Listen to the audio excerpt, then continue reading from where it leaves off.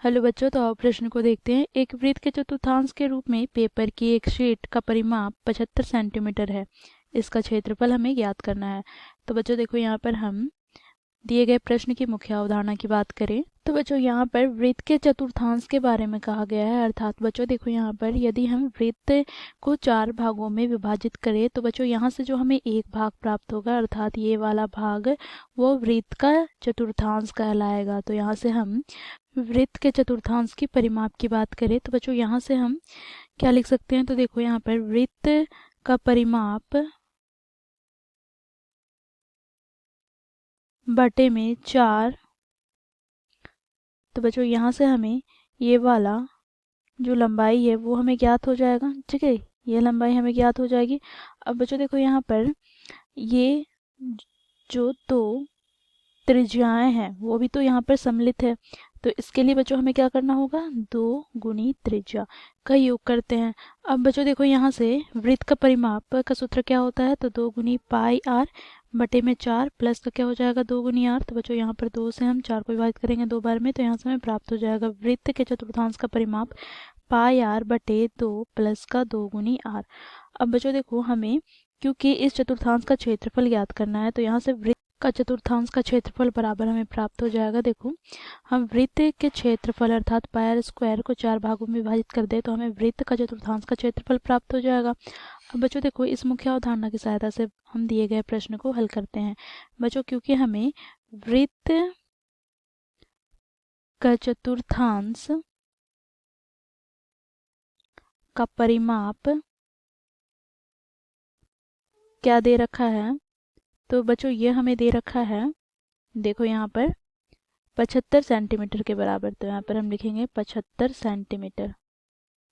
अब बच्चों, वृत्त का चतुर्थांश का परिमाप का सूत्र क्या होता है, तो मुख्य अवधारणा में हम लोगों ने देखा, ये होता है पाई आर बटे 2 प्लस का 2 गुनी आर बराबर 75। तो यहाँ से बच्चों हम आर उभयनिष्ठ ले ले तो यहाँ से हमें प्राप्त हो जाएगा पाई का मान 22/7 लेंगे, तो 22/7 गुना 2 प्लस का क्या हो जाएगा 2 बराबर यहाँ पर 75।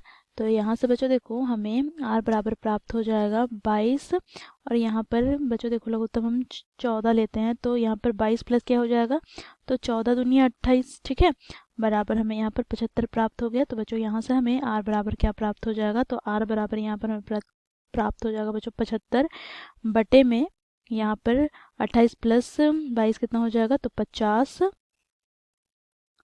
गुना यहाँ से बच्चों हमें क्या प्राप्त होगा, तो 14 गुना में आ जाएगा।